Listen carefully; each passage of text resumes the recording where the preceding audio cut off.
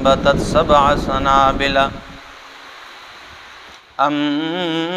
سبع سنابل في كل سنبلة 100 حبة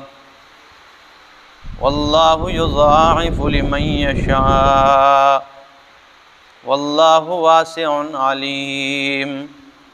سبحان ربك رب العزة عما يصفون وسلام على المرسلين والحمد لله رب العالمین۔ انتہائی معزز سامعین، سورہ بقرہ آیت نمبر 161 آپ کے سامنے 261 آپ کے سامنے تلاوت کی، پارہ نمبر 3 میں سے۔ یہاں سے مال خرچ کرنے کی ترغیب دی جا رہی ہے کہ اللہ کے راستے میں مال خرچ کرو، اور جو اللہ کی راہ میں مال خرچ کرتا ہے تو ان کی مثال کیا ہے۔ تو ایک بہترین مثال کے ذریعے اللہ رب العزت نے سمجھایا ہے، کیونکہ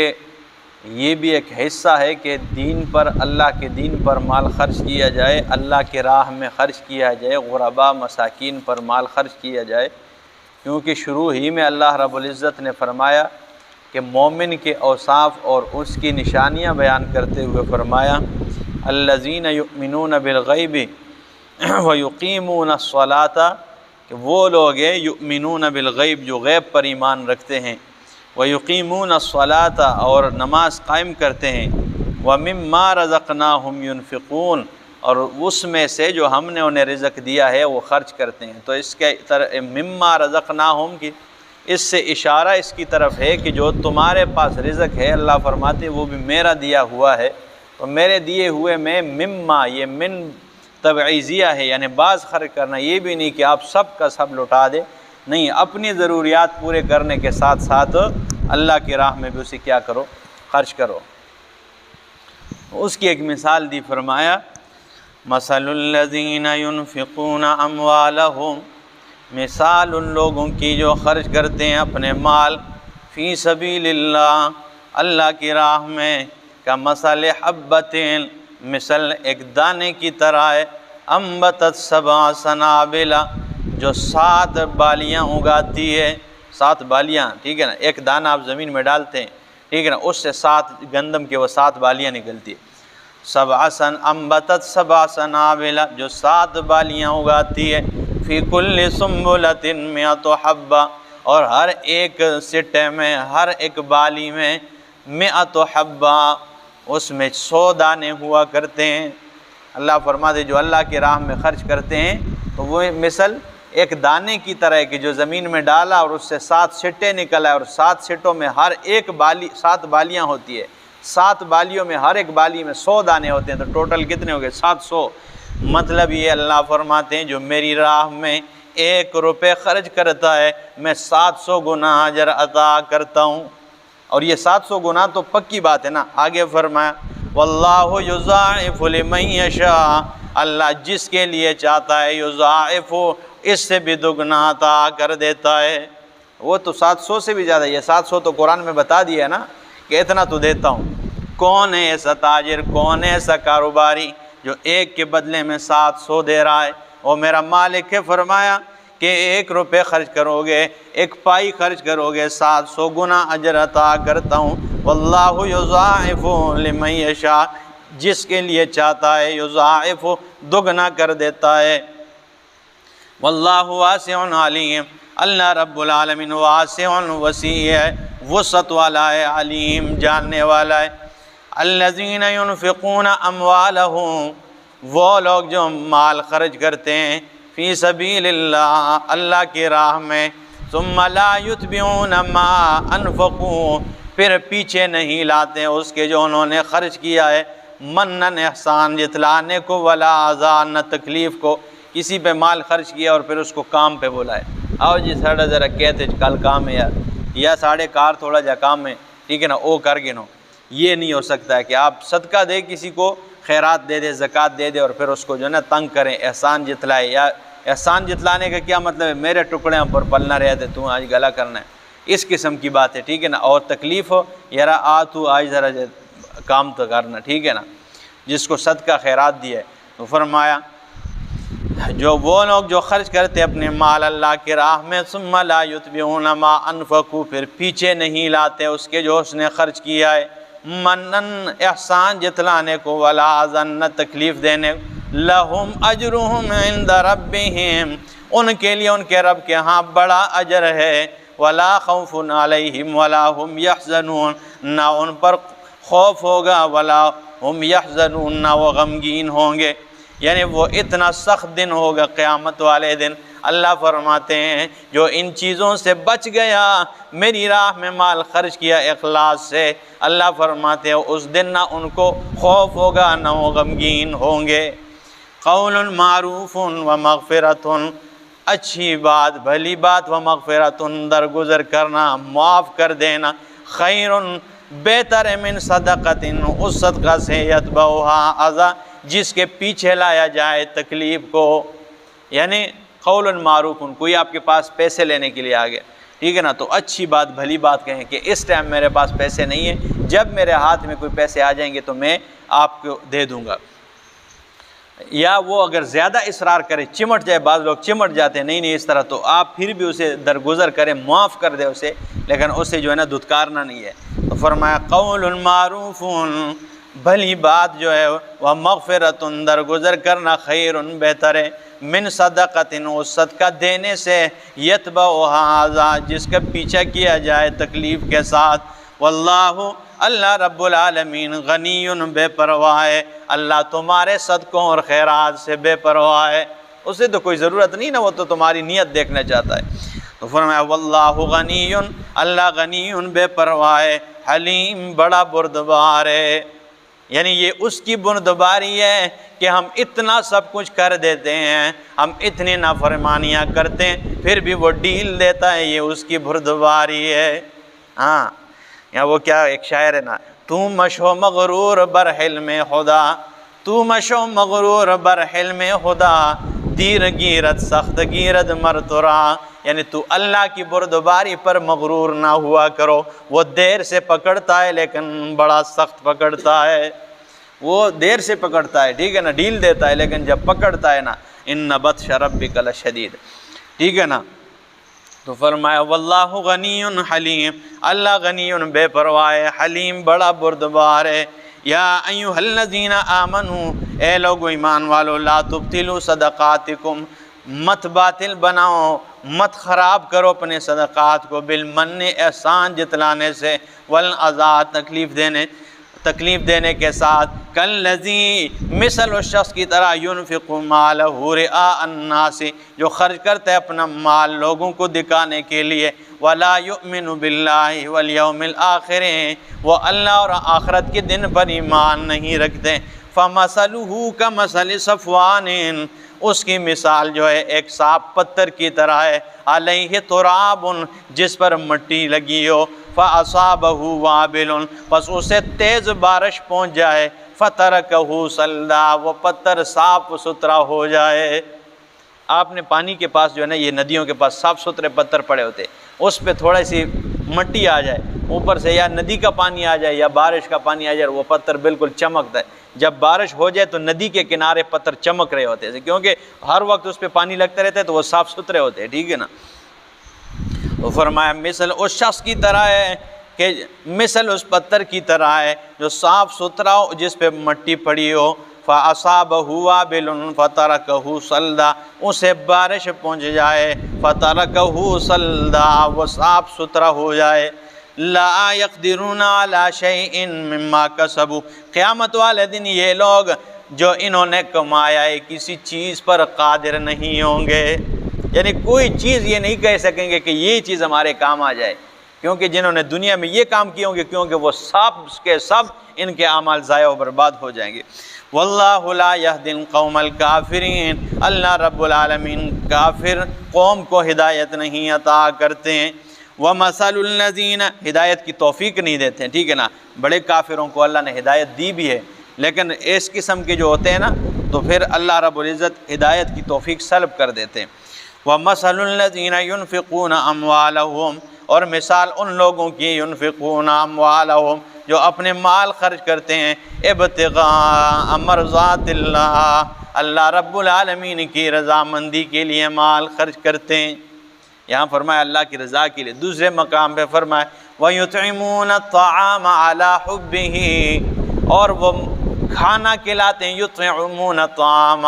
وہ طعام کھلاتے ہیں، کھانا کھلاتے ہیں، عَلَىٰ حُبِّهِ، اس کی محبت میں، مسکینا و یتیما و اسیرا، مسکین کو، یتیم کو، اسیرا اور قیدیوں کو کھلا رہا ہے، ہاں تو اللہ کی محبت میں۔ اور ان سے کہتے ہیں کہ انما نطعمکم لوجہ اللہ، بے شک ہم تمہیں یہ کھانا اس لیے کھلا رہے ہیں تاکہ مجھ سے اللہ راضی ہو جائے۔ اس سے کہتے بھی ہے کہ ہمیں تم سے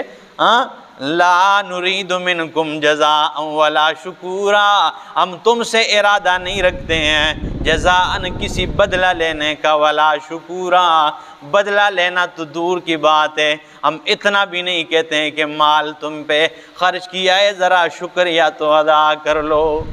ہم تو یہ بھی نہیں کہتے ہیں لا نرید منکم جزاء ولا شکورا، ٹھیک ہے نا۔ تو یہاں پر فرمائیں کہ مثل الذین ينفقون اموالہم، مثال ان لوگوں کی جو اپنا مال خرچ کرتے ہیں ابتغاء مرضات اللہ، اللہ کی رضا کے لیے، وتثبیتا من انفسہم، اپنے دلوں کو، اپنی جانوں کو مضبوط بنانے کے لیے، کمثل جنت، مثل ایک باغ کی طرح ہے۔ دیکھیں نا، ایک باغ کھائی میں ہو، نیچے گہرائی میں ہو تو اس تک نہ بارش سے ہی پہنچتی ہے، اور ادھر جو ہے نا پانی جاتا رہتا ہے، پانی اکٹھا ہوتا رہتا ہے تو اس کی جڑیں جو ہے نا وہ خراب ہو جاتی ہے، ٹھیک ہے نا، اور جڑیں جو ہے وہ اس کی بنیادیں خراب ہو جاتی ہے پانی کے ساتھ۔ اور ایک ہو جو پہاڑی کے چوٹی کے اوپر ہو تو اس کو بارش بھی جب آتی ہے تو سب سے پہلے اس پہ پڑتی ہے۔ دوسری بات یہ کہ اس کی جڑیں بڑی مضبوط رہتی ہے، تو جو اونچی جگہ پر ہو تو وہ چیز اس پہ دھوپ بھی صحیح لگتی ہے، اس پہ چاند کی روشنی بھی صحیح پڑتی ہے تو اس کا پھل وہ زیادہ مزیدار ہوتا ہے، اور جو کائی میں ہو، ٹھیک ہے نا، وہ باغ اتنا کامیاب نہیں ہوتا۔ تو فرمایا وَمَثَلُ الَّذِينَ يُنْفِقُونَ أَمْوَالَهُمْ، جو اپنا مال خرچ کرتے ہیں اللہ کی رضا کے لیے، وَتَثْبِيتًا مِّنْ أَنفُسِهِمْ، اپنے جانوں کو، دلوں کو مضبوط کرنے کے لیے، کَمَثَلِ جَنَّةٍ، مثل ایک باغ کی طرح ہے، بِرَبْوَةٍ، جو اونچی جگہ پر ہو، ربوہ کہتے ہیں اونچی مقام کو، أَصَابَهَا وَابِلٌ، جس کو بارش پہنچ جائے، فَآتَتْ أُكُلَهَا ضِعْفَيْنِ، تو وہ پھل دیتا ہے دگنا، جب بارش آ جائے تو دگنا پھل دیتا ہے، لیکن فَإِن لَمْ يُصِبْهَا وَابِلٌ، اگر اس کو بارش نہ پہنچے، بارش نہ بھی ہو، فَطَلٌ، اس کے لیے شبنم بھی کافی ہے، اس کے لیے وہ شبنم بھی، رات کی جو شبنم ہوتی وہ بھی کافی پڑ جاتی۔ وَاللَّهُ بِمَا تَعْمَلُونَ بَصِيرٌ، اللہ رب العالمین جو تم اعمال کرتے ہو بصیر، دیکھنے والا ہے۔ آیا وَدُّ أَحَدُكُمْ أَن تَكُونَ لَهُ جَنَّةٌ، آیا چاہتا ہے تم میں سے کوئی ایک کہ اس کے لیے ایک باغ ہو، من نخیل، کھجوروں کے، وعناب، انگوروں کے، تجری من تحتها الانہار، جن کے درختوں کے نیچے سے نہریں جاری ہو۔ تم میں سے کوئی ایک چاہتا ہے کہ جس کے لیے باغ ہو خوبصورت انگوروں کے، کھجوروں کے، اور جن کے درختوں کے نیچے سے نہریں جاری ہو، لہو فیہا من کل الثمرات، اور اس باغ میں اس کے لیے من کل الثمرات، ہر قسم کے پھل موجود ہیں، وَأَصَابَهُ الْكِبَرُ، اور حال یہ کہ یہ بوڑھا بھی ہو چکا ہے، اس کو بڑھاپا بھی آ گیا ہے، وَلَهُ ذُرِّيَّةٌ ضُعَفَاء، اور اس کے چھوٹے چھوٹے معصوم بچے بھی ہیں، فَأَصَابَهَا إِعْصَارٌ، پس پہنچ گیا اس باغ کو ایک بگولا، فیہ نار فاحترقت، جس میں آگ ہو، فاحترقت، وہ سارا کا سارا باغ جل جائے۔ اللہ فرماتے ہیں ایسا تم میں کوئی چاہتا ہے، ٹھیک ہے نا، یعنی کہ آپ ہمارے معاشرے میں ہم کہتے ہیں کسی کو، یار تو یہ چاہنا ہے یہ باغ تیرا سارا ملیا میٹ ہو جو لے، نہ کر یہ کام نہ، ٹھیک ہے نا۔ تو یہ اس اللہ فرماتے تم میں سے کوئی ایسا چاہتا ہے کہ یہ کام کر کے کسی کو پیسہ دے کے، کسی پہ خرچ کر کے، یا اسے تکلیف دے پھر، یا احسان جتلائے، یار میرے ٹکڑوں پہ پل رہا ہے، یا جو ہے نا کوئی اور ریاکاری کے لیے خرچ کریں، تو اللہ نے فرمایا ریاکاری کا علاج پھر یہی ہوگا کہ اس کے باغ کو جو ہے نا آگ پہنچے، ایک بگولا ہے جس میں آگ ہو اور اس کا سب ملیا میٹ ہو جائے۔ تو فرمایا یہ چاہتے ہو؟ اگر یہ نہیں چاہتے کہ ایسا ہو جائے، بندہ بھی بوڑھا ہے، اب جو ہے نا کوئی کام کاج بھی نہیں کر سکتا ہے، اچھا باغ لگا ہوا ہے، ساری امیدیں اسی پہ باندھی ہوئی ہے، اور اللہ کی طرف سے اس پہ عذاب آ جائے اور سب ملیا میٹ ہو جائے، یہ چاہتا ہے کوئی؟ کتنے زبردست طریقے سے سمجھا ہے۔ تو فرمایا اَیَوَدُّ أَحَدُكُمْ أَن تَكُونَ لَهُ جَنَّةٌ، آیا چاہتا ہے تم میں سے کوئی ہے کہ اس کا باغ ہو، من نخیل و اعناب، کھجوروں اور انگوروں کا، تجری من تحتها الانہار، جس کے نیچے سے نہریں جاری ہو، لہو فیہا من کل ثمرات، اس کے لیے اس میں ہر قسم کے میوے جات ہو، وَأَصَابَهُ الْكِبَرُ، اس کو بڑھاپا بھی آ گیا ہے، وَلَهُ ذُرِّيَّةٌ ضُعَفَاءُ، اس کے چھوٹے کمزور بچے بھی ہیں، فَأَصَابَهَا إِعْصَارٌ، پس پہنچ گیا اسے ایک بگولا، فِيهِ نَارٌ، جس میں آگ ہے، فَاحْتَرَقَتْ، اسے جلا کر راکھ کر دیا، جلا کر راکھ کر۔ كَذَلِكَ يُبَيِّنُ اللَّهُ لَكُمُ الْآيَاتِ، اسی طرح اللہ کھول کھول کے تمہارے لیے آیتیں بیان کرتا ہے، لَعَلَّكُمْ تَتَفَكَّرُونَ، تاکہ تم غور و فکر اختیار کرو۔ اللہ کھول کھول کے یہ آیتیں تمہارے لیے بیان کرتے ہیں تاکہ تم کیا کرو، غور و فکر کرو۔ اقول قولی ھذا استغفر اللہ لی ولکم ولسائر المسلمین۔ ما اخرجنا لکم من الارض ولا تيمموا الخبيث منه تنفقون ولستم بآخذيه إلا أن تغمضوا فيه واعلموا أن الله غني حميد۔ سبحان ربك رب العزة عما يصفون وسلام على المرسلين والحمد لله رب العالمين۔ انتہائی معزز سامعین، اب یہاں سے یہ حکم دیا جا رہا ہے کہ اللہ کے راستے میں پاکیزہ مال خرچ کرو۔ غیر مسلم اپنے ادیان پہ جو ہے مال خرچ کرتے ہیں، وہ اپنے مذہب پہ خوب مال خرچ کرتے ہیں۔ یہ جتنے بھی ہمیں یہ NGOs یہ ساری چیزیں نظر آ رہی ہے تو وہ مال خرچ کرتے ہیں۔ تو یہاں اگر اسلام مسلمانوں کو دیکھا جائے تو بہت فرق ہے ان میں اور ان میں، اگرچہ وہ ناحق پر ہیں لیکن پھر بھی وہ اپنے دین پر خرچ کرتے ہیں، مال لگاتے ہیں، اور مسلمانوں کی حالت اس سے مختلف ہے۔ تو اس لیے حکم دیا جا رہا ہے کہ پاکیزہ مال اللہ کی راہ میں خرچ کرو، اللہ کے دین کے لیے خرچ کرو، اللہ کے دین سیکھنے والوں پر خرچ کرو، اور اسی طرح مجاہدین اسلام ان پر خرچ کرو۔ تو ان کے مصرف بھی بتائے ہیں اور خرچ کرنے کا حکم بھی دیا۔ فرمایا یا ایھا الذین آمنوا، اے لوگو ایمان والو، انفقوا من طیبات ما کسبتم، خرچ کرو من طیبات، پاکیزہ چیزوں میں سے، ما کسبتم جو تم نے کمائے، ومما اخرجنا لکم، اور اس میں سے خرچ کرو، اخرجنا جو ہم نے نکالے، لکم تمہارے لیے، من الارض زمین سے، یعنی جو تم کما رہے ہو، ٹھیک ہے نا، تمہاری کمائی سے بھی، اور جو زمین میں سے میں تمہیں پیداوار دیتا ہوں، جو زمین میں سے ہم نے تمہارے لیے پیدا کی ہے، اس میں سے بھی خرچ کرو، یعنی عشر نکال لیا کرو، زکوٰۃ نکال لیا کرو۔ وَلَا تَيَمَّمُوا الْخَبِيثَ مِنْهُ، اور نہ ارادہ کرو، نہ قصد کرو، الخبیثہ ردی چیز کی، بیکار چیز کی، منہ اس سے، تنفقون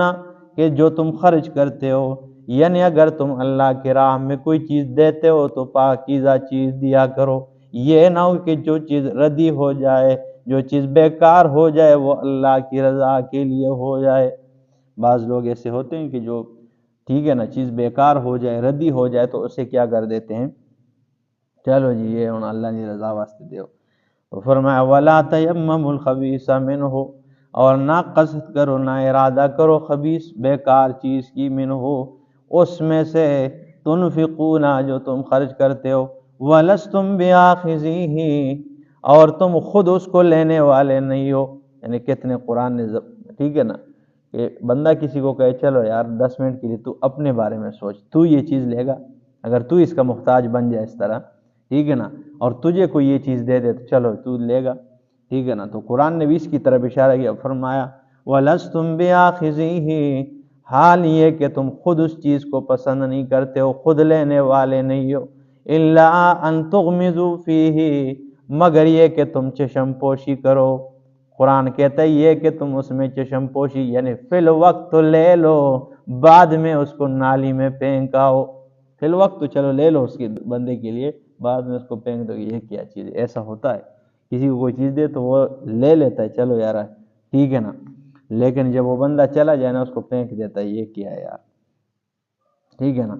تو فرمایا الا ان تغمضوا فیہ، مگر یہ کہ تم چشم پوشی کرو اس میں، وَاعْلَمُوا أَنَّ اللَّهَ غَنِيٌّ حَمِيدٌ، جان لو کہ بے شک اللہ غنی بے پرواہ ہے، حمید خوبیوں والا ہے۔ الشیطان یعدکم، یہ غنی بے پرواہ ہے یعنی تم اللہ کی راہ میں خرچ کرو یا نہ خرچ کرو، اللہ کو تمہارے خرچ کرنے کی کوئی جو ہے ضرورت نہیں ہے، لیکن خرچ کرو گے تو اس میں تمہارا ہی فائدہ ہے، خرچ کرو گے تو اس میں کیا ہے؟ تمہارا فائدہ ہے، اللہ کوئی محتاج تو نہیں ہے۔ غنی بے پرواہ ہے، حمید خوبیوں والا ہے۔ الشیطان یعدکم الفقر، شیطان تمہیں ڈراتا ہے الفقر، فقر سے، کہ جب تم خرچ کرتے ہو شیطان آ کے وسوسے ڈالتا ہے، وہ مال کم پڑ جائے گا، ٹھیک ہے نا، اتنے گندم ہوئے ہیں، اتنے مونگ پھلی ہوئی ہیں، یہ اگر آپ عشر نکال دیں گے تو یہ کیا ہوگا؟ ٹھیک ہے نا، یہ تو کم پڑ جائے۔ تو فرمایا یہ شیطان تمہیں ڈراتا ہے، جب بھی ذہن میں سے کوئی خیال آئے تو بس سمجھو شیطان پہنچ گیا۔ الشیطان یعدکم الفقر، شیطان تمہیں ڈراتا ہے فقر و فاقے سے کہ یہ کم پڑ جائے گا، فقر و فاقہ آ جائے گا۔ وَيَأْمُرُكُمْ بِالْفَحْشَاءِ، اور تمہیں بے حیائی کا حکم دیتا ہے، جدھر مال نہ لگانے کا ادھر خوب پھر دل کرتا ہے بندہ لگا لے، ٹھیک ہے نا، یا دکھلاوے کے لیے یا کسی اور معاملے میں، ٹھیک ہے نا، تو ادھر دکھلاوے کے لیے پھر بندہ لگاتا، یہی وہ شیطان ہوتا ہے، لگاؤ ابھی ادھر لوگ کی آنکھ سن۔ وَيَأْمُرُكُمْ بِالْفَحْشَاءِ، اور تمہیں بے حیائی کا حکم دیتا ہے۔ وَاللَّهُ يَعِدُكُمْ مَغْفِرَةً مِّنْهُ، اور اللہ تمہیں وعدہ کرتا ہے تمہارے ساتھ، اللہ رب العزت، مغفرت کا منہ اس کی طرف سے، وَفَضْلًا، اور اللہ کی طرف سے فضل اور مہربانی کا وعدہ ملتا ہے۔ اللہ تم سے وعدہ کر، شیطان تو تمہیں فقر سے، ٹھیک ہے نا، فقر کا جو ہے نا وہ ڈر دلاتا رہتا ہے،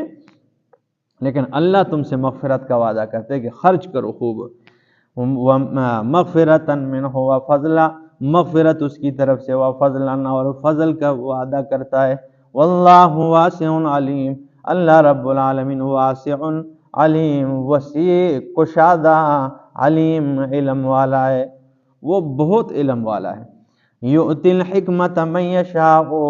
دیتا ہے وہ حکمت من یشاء جسے چاہتا ہے، وَمَن يُؤْتَ الْحِكْمَةَ، اور جسے حکمت دی گئی ہے، جسے حکمت سے نوازا گیا، فَقَدْ أُوتِيَ خَيْرًا كَثِيرًا، تحقیق اسے خیر کثیر سے نوازا گیا ہے، اسے خیر کثیر سے نوازا گیا۔ علماء فرماتے ہیں من یؤت الحکمت، دیتا ہے حکمت من یشاء، بعض علماء فرماتے ہیں یؤت الحکمت، اللہ رب العزت اپنے راستے میں مال خرچ کرنے کی جو سمجھداری ہے،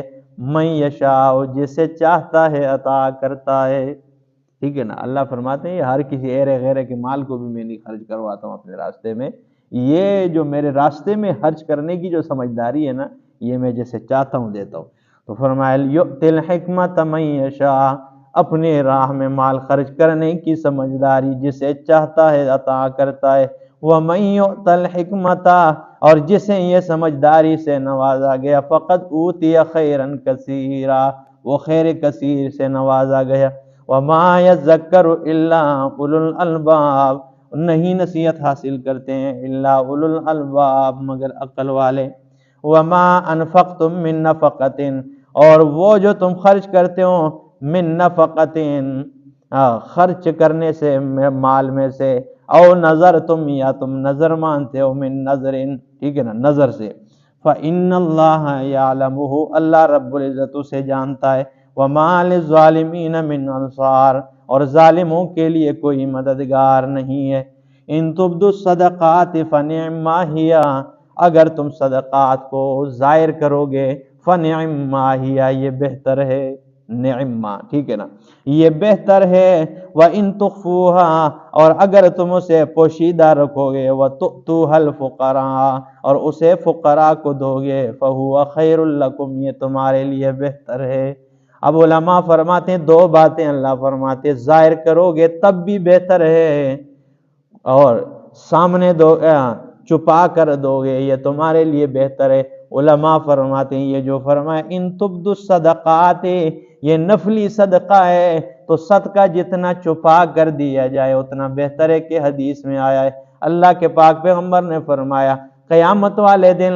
عرش کے سائے کے نیچے جو 7 بندے کھڑے ہوں گے، ان میں ایک بندہ وہ بھی ہے جس نے صدقہ دیا، دائیں ہاتھ سے دیا، بائیں ہاتھ کو پتہ نہیں لگنے دیا ہے،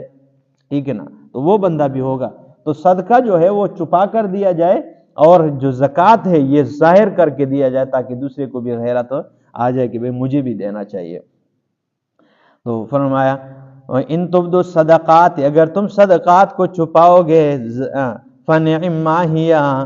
ظاہر کرو گے تو فنعما ہی، یہ بھی بہتر ہے، وان تخفوها، اگر تم اسے چھپاؤ گے، وتؤتوها الفقراء، اور فقراء کو دو گے، وهو خیر لکم، یہ تمہارے لیے بہتر ہے، ویکفر عنکم سیئاتکم، اللہ رب العزت تم سے دنیاوی مصائب دور کر دے گا، واللہ بما تعملون خبیر، اللہ رب العزت جو تم اعمال کرتے ہو خبیر، خبردار ہے۔ لیس علیک ھداہم، نہیں ہے آپ پر ان کو ہدایت کی توفیق دینا، آپ کی ذمہ داری نہیں، ہدایت کے راستے کی طرف بلانا تو آپ کا کام ہے،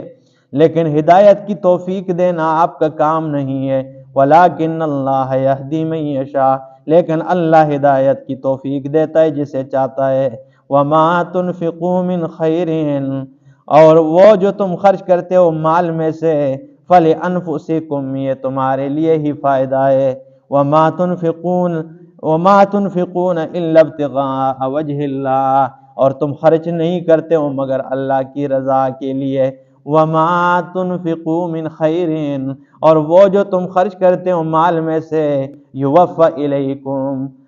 پورا بدلہ تمہیں ملے گا، وانتم لا تظلمون، تم سے کوئی کمی نہیں کی جائے گی، للفقراء الذین احصروا فی سبیل اللہ، اب مصرف بتایا اللہ نے، للفقراء الذین احصروا، ان فقراء کے لیے ہیں، احصروا فی سبیل اللہ، جو اللہ کے راہ میں قید کر لیے گئے ہیں، بند کر لیے گئے ہیں، ٹھیک ہے نا، لا یستطیعون ضربا فی الارض، وہ زمین میں کام کاج کرنے کی طاقت نہیں رکھتے ہیں، یا معذور ہے یا کوئی اور معاملہ ہے، ٹھیک ہے نا،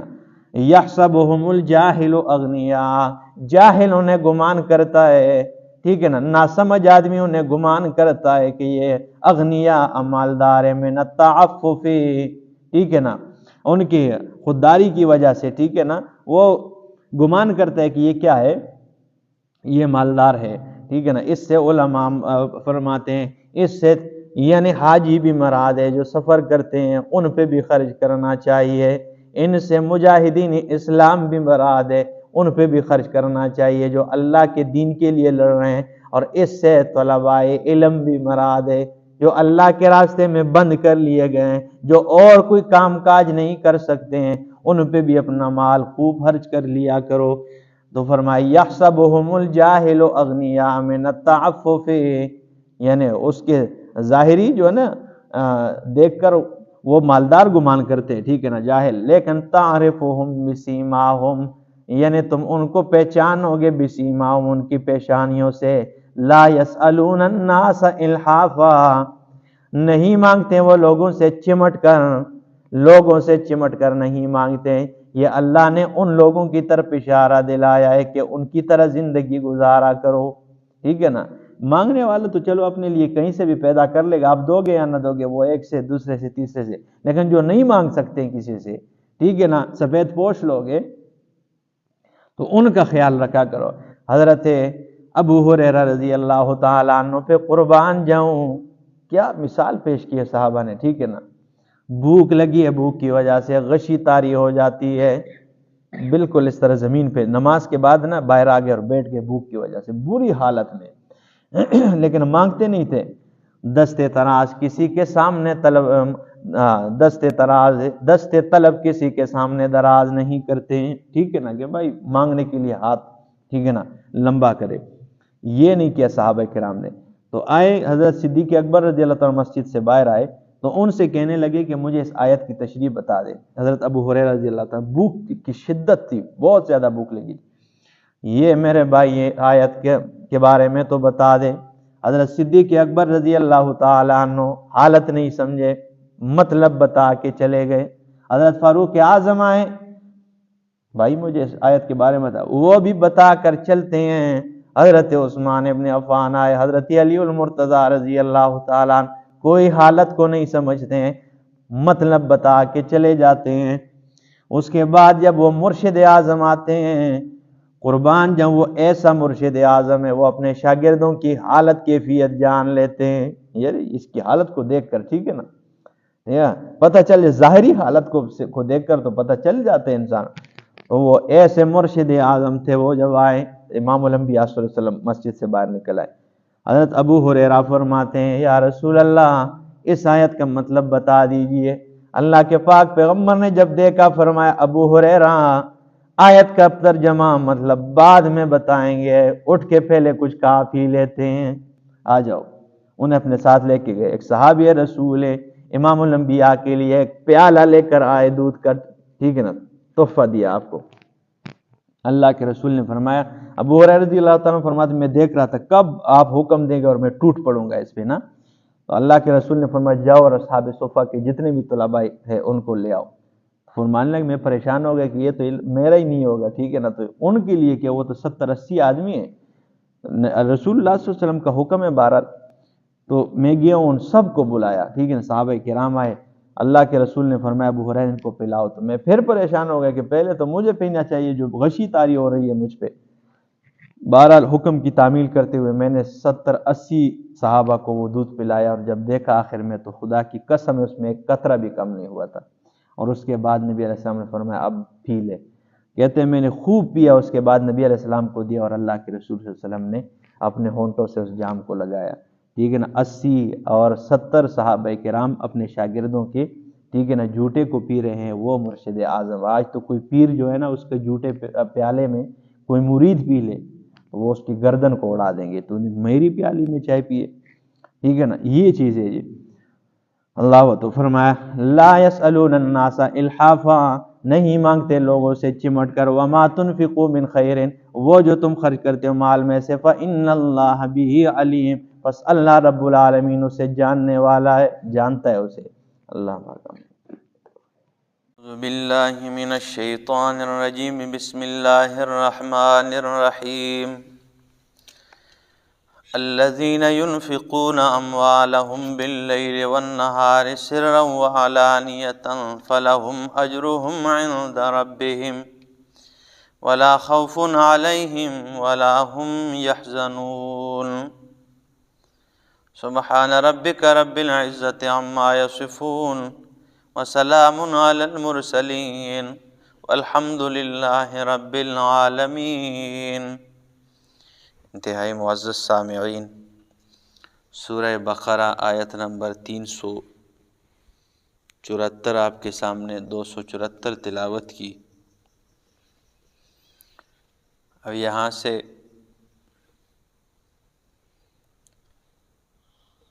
اللہ کے راستے میں مال خرچ کرنے والوں کی اللہ رب العزت نے ترغیب بیان کی ہے، اور ان کا ذکر فرمایا کہ لیل و نہار، دن اور رات میں اللہ کے راستے میں مال خرچ کرتے ہیں۔ اس سے مراد صرف دن اور رات نہیں بلکہ ہر زمانہ ہے، اور سرًا و علانیتاً، چھپکے سے اور اعلانیہ طور پہ اس سے مراد ہر حالت ہے، کہ چاہے حالت خوشی کی ہو یا غم کی ہو، دونوں حالتوں میں اللہ کے راستے میں مال خرچ کرتے ہیں۔ تو ان کی ترغیب دی، فرمایا یہی وہ لوگ ہیں کہ ان کا اجر، ان کا بدلہ، ان کا عوض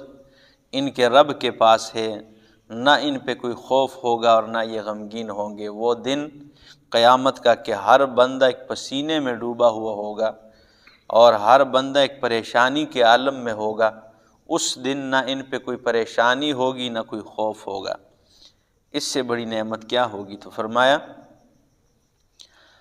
الذین ينفقون اموالہم، بے شک وہ لوگ جو خرچ کرتے ہیں اپنے مال، باللیل والنہار، رات اور دن میں، سرًا و علانیتاً، چھپکے سے اور اعلانیہ بھی خرچ کرتے ہیں، فلہم اجرہم عند ربہم، بس ان کے لیے ان کا اجر ان کے رب کے پاس ہے، ولا خوف علیہم ولا ہم یحزنون، نہ ان پہ کوئی خوف ہوگا، ولا ہم یحزنون، نہ یہ غمگین ہوں گے، کوئی خوف نہیں ہوگا، کوئی غم نہیں ہوگا۔ الذین یأکلون الربا، بے شک وہ لوگ جو سود کھاتے ہیں، چونکہ مال خرچ کرنے کی بات شروع تھی کہ مال خرچ کرے، تو مال اللہ کے راستے میں روکنے کا سبب ہی سود کھانا ہے، کہ یہ سود ہی وہی حرام چیز ہے اور وہ گند ہے کہ یہ بندے کو اللہ کے راستے میں خرچ کرنے ہی نہیں دیتا، تو اس لیے ساتھ اس کا رد کیا، فرمایا الذین یأکلون الربا، بے شک وہ لوگ جو سود کھاتے ہیں، یہ جو کائنات میں آج پورے ملک میں اور اسی طرح پورے لوگوں میں یہ حالات خراب ہو چکے ہیں، یہ اسی وجہ سے کہ اجتماعی طور پر سود کا جو گناہ ہے اس میں تقریباً ہر بندہ مبتلا ہے الا ماشاء اللہ۔ تو فرمایا الذین یأکلون الربا، بے شک وہ لوگ جو سود کھاتے ہیں، لا یقومون الا کما یقوم الذی یتخبطہ الشیطان، یہ نہیں کھڑے ہوں گے الا مگر کما یقوم الذی، اس شخص کی طرح قیامت والے دن کھڑے ہو جائیں گے، یتخبطہ الشیطان من المس، جس کو شیطان نے خبتی بنا دیا ہو، من المس چونے کے ساتھ، خبتی، ٹھیک ہے نا، پاگل بنا دیا ہو، ٹھیک ہے، شیطان نے مس کرنے سے کیا بنایا ہو، خبتی بنا دیا ہو۔ وہ اکبر الہ-آبادی نا، اس کے بیٹے کے جو ہے نا آ گئے تھے، دوست آئے تھے، تو اکبر الہ-آبادی کے بیٹے جو ہے نا اس کو شرم آ رہی تھی اپنے والد کے بارے میں نا، والد پر شرما رہا تھا، تو انہوں نے کہا یہ کون ہے بزرگ، تو انہوں نے کہا یہ خبتی ہے، ٹھیک ہے نا، ان کے دماغ میں تھوڑا سا فرق ہے۔ تو اکبر الہ-آبادی وہ تو شاعر تھے، تو اس نے کہا ہم ایسی کل کتاب قابل ضبطی سمجھتے ہیں کہ جن کو پڑھ کے بیٹے باپ کو خبتی سمجھتے ہیں، ٹھیک ہے نا، ہم ایسی کل کتابیں، بڑا تعلیم یافتہ تھا نا، ٹھیک ہے نا، کالج اور یونیورسٹیاں، ٹھیک ہے نا، تو یہ تعلیم تھی، ٹھیک ہے نا، علم تو سکھایا نہیں تھا، تو اس لیے انہوں نے آخر میں یہی کہا ہے، وہ بڑا شاعر تھا، تو کہنے لگا ہم ایسی کل کتابیں قابل ضبطی سمجھتے ہیں کہ جن کو پڑھ کے بیٹے باپ کو خبتی سمجھتے ہیں، تو خبتی ہے، تو یہاں پر فرمایا کہ الا کما یقوم الذی یتخبطہ الشیطان، کہ جس کو شیطان نے خبتی بنا دیا ہو، من المس چونے سے، ذالک بانہم قالوا، یہ اس وجہ سے کہ انہوں نے کہا انما البیع مثل الربا، کہ بے شک بے جو ہے خرید و فروخت سود کی طرح ہے۔ اب دیکھیں نا کتنے ظالم ہے، یہ نہیں کہا کہ سود جو ہے نا بے شرا کی طرح ہے، جس طرح انسان کہتا ہے یہ بچہ جو ہے نا یہ بہت خوبصورت ہے اور یہ جو ہے نا یہ چاند کی طرح ہے، تو اس میں چاند زیادہ خوبصورت ہے، اس لیے ہم تشبیہ دیتے ہیں کہ بھائی چاند اتنی خوبصورت ہے کہ یہ اس چاند کی طرح ہے، ٹھیک ہے نا، یا ہم کہتے ہیں یہ چاند اس کی طرح ہے، تو پھر اس کی خوبصورتی زیادہ ہم کر رہے ہیں اور چاند کی گھٹا رہے ہیں کہ بھائی چاند اس کی طرح ہے، یہ چاند کی طرح نہیں ہے۔ تو ان ظالموں نے بھی یہ کہا انما البیع مثل الربا، کہ یہ بے شرا بھی تو ربا کی طرح ہے، یعنی بے شرا کی وہ عظمت کم کر دی اور سود کی زیادہ کر دی ہے، ٹھیک ہے نا، تو کتنے ظالم ہیں۔ اللہ فرماتے ہیں ذالک بانہم، یہ اس وجہ سے قالو کہ انہوں نے کہا انما البیع مثل الربا، کہ بے شک یہ بے شرا یہ تو سود کی طرح ہے، واحل اللہ البیع وحرم الربا، حال یہ کہ اللہ نے بے کو یا خرید و فروخت کو حلال کر دیا، وحرم الربا، اور سود کو حرام کر دیا ہے، سود کو حرام، بس اس کے آگے کچھ نہیں ہے، اس کے آگے لوگ اس بہانے بناتے ہیں جی سود حرام ہے لیکن کھانا حرام ہے۔ اللہ فرماتے ہیں یأکلون الربا، جو سود کھاتے ہیں، ہاں اس پہ کمرہ بنانا، کوٹھی بنانا، گاڑی لینا، کھوتا گاڑی وغیرہ خریدنا، یہ تو نہیں منع ہے نا، ٹھیک ہے نا، تو یہ ایسے لوگ، ٹھیک ہے نا، وہ اپنے لیے ہیلے بہانے ڈھونڈتے ہیں، بس جب حرم الربا کا لفظ آگے بات ہی ختم ہوئی، تو فرمایا انما واحل اللہ البیع وحرم الربا فمن جاءہ موعظۃ، پس جس کے پاس نصیحت آ گئی میرے ربی، اس کے رب کی طرف سے، فانتہا، پس یہ اس کے لیے کافی رک جائے، فلہ ما سلفا، اس کے لیے وہ ہے جو گزر چکا ہے، یعنی وہ جو مال اس نے دیا ہے اپنا ہی وہی رأس المال ہوگا۔ وَأَمْرُهُ إِلَى اللَّهِ، اس کا معاملہ اللہ کے سپرد ہے۔ وَمَنْ عَادَ، اور جو کوئی لوٹ گیا سود کی طرف، فَأُولَٰئِكَ أَصْحَابُ النَّارِ، یہی لوگ ہیں آگ والے، ہم فیہا خالدون، ہمیشہ آگ میں رہیں گے۔ یمحق اللہ الربا، اللہ مٹھاتا ہے سود کو، ویربی الصدقات، اور بڑھاتا ہے صدقات خیرات کو۔ واللہ لا یحب کل کفار اثیم، اللہ پسند نہیں کرتا ہر ناشکر عظیم گنہگار کو۔ ان الذین آمنوا، بے شک وہ لوگ جو ایمان لائے، وعملوا الصالحات، اور نیک اعمال کیے، وَأَقَامُوا الصَّلَاةَ، اور نماز قائم کیے، وَآتَوُا الزَّكَاةَ، اور زکوٰۃ ادا کیا، لَهُمْ أَجْرُهُمْ عِنْدَ رَبِّهِمْ، ان کے لیے ان کا اجر ان کے رب کے ہاں ہے۔ وَلَا خَوْفٌ عَلَيْهِمْ وَلَا هُمْ يَحْزَنُونَ، ان پہ کوئی خوف نہیں ہوگا، وَلَا هُمْ يَحْزَنُونَ، نہ یہ غمگین ہوں گے۔ یہ بار بار یہ بات بیان کر دے، اس وقت ان پہ خوف اور غم نہیں ہوگا، اور وہ دن ایسا ہوگا کہ جس پہ ہر بندہ خوف اور غم میں مبتلا ہوگا۔ یا ایہا الذین آمنوا، اے لوگو ایمان والو، اتقوا اللہ، ڈرو اللہ سے، وذروا ما بقی من الربا، اور چھوڑ دو وہ جو باقی ماندہ ہے سود میں سے، وہ باقی ماندہ سود میں سے کیا کر دو؟ چھوڑ دو۔ ان کنتم مؤمنین، اگر ہو تم ایمان والے، فَإِن لَمْ تَفْعَلُوا، لیکن اگر تم نے ایسا نہیں کیا، سود کو نہیں چھوڑا، فَأْذَنُوا بِحَرْبٍ مِّنَ اللَّهِ، تو تیار ہو جاؤ اللہ کے ساتھ جنگ کرنے کے لیے۔ دیکھیں نا، یہ واضح طور پہ اللہ کے ساتھ جنگ کرنا ہے نا، سود کتنا حرام ہے۔ تو فرمایا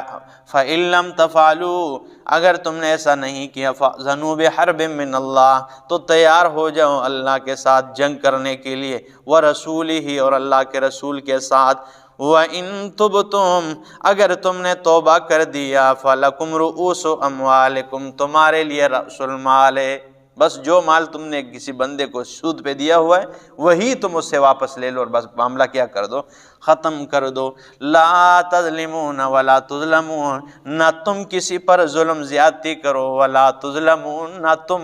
تم پر کوئی ظلم زیادتی کرے، تم پر بھی ظلم زیادتی کوئی نہ کرے، اور نہ تم کسی پر ظلم اور زیادتی کر سکتے ہو۔ وَإِن كَانَ ذُو عُسْرَةٍ، اور اگر وہ بندہ جو ہے وہ تنگ دست ہے، فَنَظِرَةٌ إِلَىٰ مَيْسَرَةٍ، جس کو آپ نے سود پر مثال 20,000 روپے دیے ہوئے ہیں، اور اس بندے سے آپ 20,000 ہی واپس لے رہے ہیں، میں سود کا معاملہ ختم کر رہا ہوں، لیکن آگے وہ بندہ تنگ دست ہے، اس نے تو آپ سے مجبوری میں پیسے لیے ہیں، تو اللہ فرماتے ہیں فَنَظِرَةٌ إِلَىٰ مَيْسَرَةٍ، اس کے کشادگی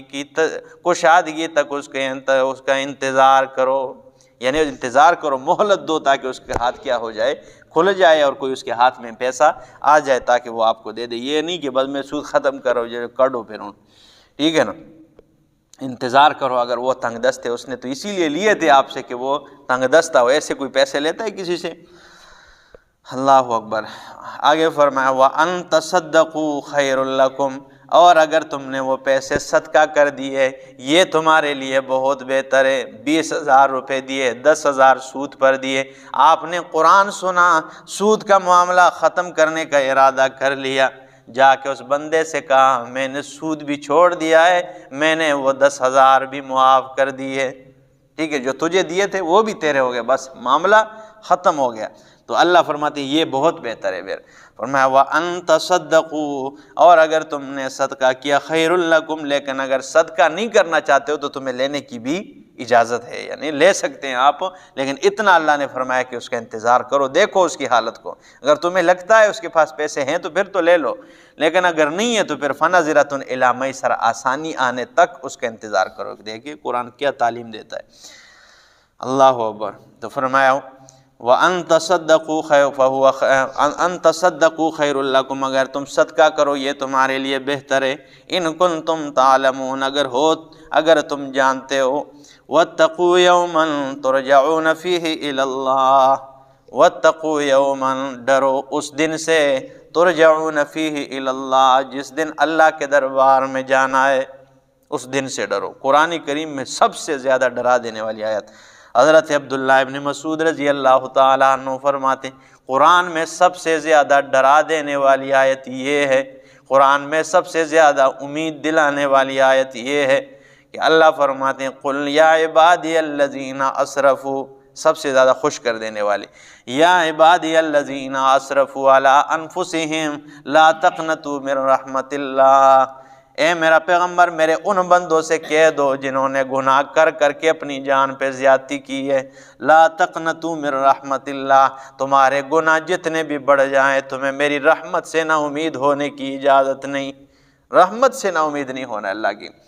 ٹھیک ہے نا۔ یہ خوش کر دینے والی آیت ہے۔ قرآن میں سب سے زیادہ عظمت والی آیت یہ ہے اللہ لا الہ الا هو الحی القیوم، آیت الکرسی ہے۔ اور قرآن کریم میں سب سے زیادہ جامع ترین آیت یہ ہے ان اللہ یأمر بالعدل والاحسان وایتاء ذی القربى وینہی عن الفحشاء والمنکر والبغی یعظکم لعلکم تذکرون۔ اس میں اللہ نے پورے دین کا نچوڑ بند کر دیا ہے، ٹھیک ہے نا۔ تو یہ سب سے زیادہ کیا ہے، جامع ترین آیت ہے۔ اور قرآن کریم میں سب سے زیادہ جو ہے ڈرا دینے والی آیت یہ ہے، ٹھیک ہے نا،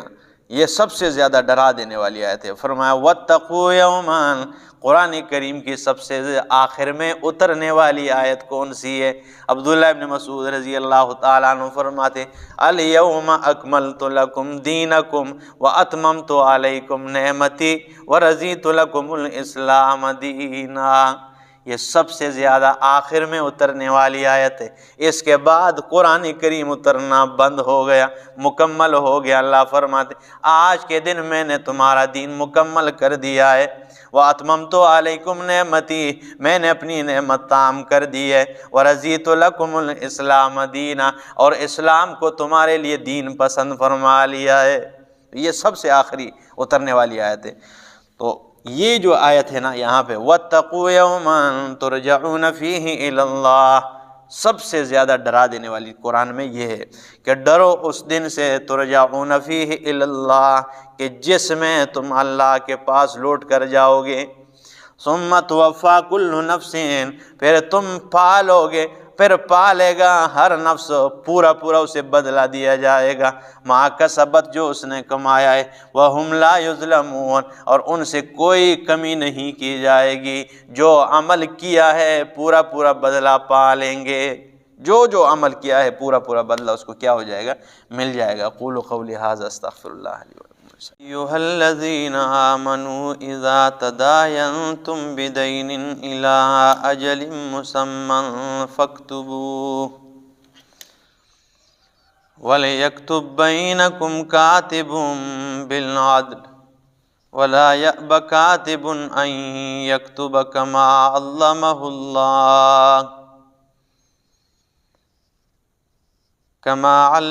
اللہ فلیکتب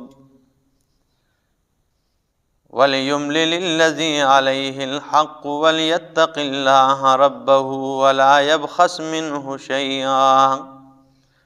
سُبْحَانَ رَبِّكَ رَبِّ الْعِزَّةِ عَمَّا يَصِفُونَ وَسَلَامٌ عَلَى الْمُرْسَلِينَ وَالْحَمْدُ لِلَّهِ رَبِّ الْعَالَمِينَ۔ انتہائی معزز سامعین، سورہ بقرہ آیت نمبر 182 آپ کے سامنے تلاوت کی۔ اب یہاں سے اللہ رب العزت نے فرمایا کہ جب تم آپس میں کوئی معاملات کرو، یہ معاشرے کی درستگی اور معاشرے میں معاشرہ بگاڑ سے اسی طرح بچتا ہے کہ جب بھی کوئی معاملہ کرو، لین دین کرو، کوئی قرض کا معاملہ ہو، جو بھی ہو تو اسے لکھ لیا کرو۔ لکت میں جو بات پکی ہو جاتی ہے تو لکھنے کے ساتھ جو بھی معاملہ تم کرو اس کو لکھ لو اور اس پہ گواہ مقرر کر دو، تاکہ بعد میں فساد اور بگاڑ پیدا نہ ہو جائے۔ کسی کو آپ نے 1,00,000 روپے دی اور لکھا نہیں ہے، کل وہ کہے آپ نے تو مجھے 80,000 دیے، پھر کیا ہوگا؟ یا آپ بھول جائیں یا وہ بھول جائیں تو معاشرہ بگاڑ کی طرف جائے گا۔ تو ایک معاملہ جب کرو تو اس کو لکھ لو اور باقاعدہ اس پہ گواہ مقرر کر دو۔ تو اس کا ذکر فرمایا یا ایھا الذین آمنو، اے لوگو ایمان والو، اذا تداینتم بدین، جب تم قرض دو، بدین یعنی کوئی تداینتم، جب تم کوئی چیز دے دو یا قرض کا معاملہ کرو، الی اجل مسمی، ایک وقت مقرر تک، فاکتبوہ، تو اسے لکھ لیا کرو، وَلِيَكْتُبْ بَيْنَكُمْ کاتب، اور چاہیے کہ لکھ لیں تمہارے درمیان یہ معاملہ، کاتب، ایک لکھنے والا، بالعدل، انصاف سے۔ یہ کیوں کہا کہ چاہیے کہ ایک لکھنے والا؟ ٹھیک ہے نا، اس وقت یہ کہ لکھنا پڑھنا ہر بندہ نہیں جانتا تھا، ٹھیک ہے نا، کوئی خاص بندے ہوتے تھے، ٹھیک ہے نا، کوئی لکھنا پڑھنا وہ جانتے تھے، تو ان کو بلا کر پھر وہ معاملہ لکھوا دیا جاتا تھا۔ تو فرمایا جیسے رسول اللہ صلی اللہ علیہ وسلم نے حضرت علی المرتضیٰ رضی اللہ تعالیٰ عنہ سے کہا کہ یہ معاملہ لکھ لو، جب صلح حدیبیہ کے موقع پہ وہ شرائط لکھ رہے تھے، تو فرمایا وَلِيَكْتُبْ بَيْنَكُمْ كَاتِبٌ بِالْعَدْلِ، اور چاہیے کہ لکھ لیں تمہارے درمیان یہ معاملہ، کاتب، ایک لکھنے والا، بالعدل، انصاف سے، لیکن وہ بھی انصاف سے کام لے،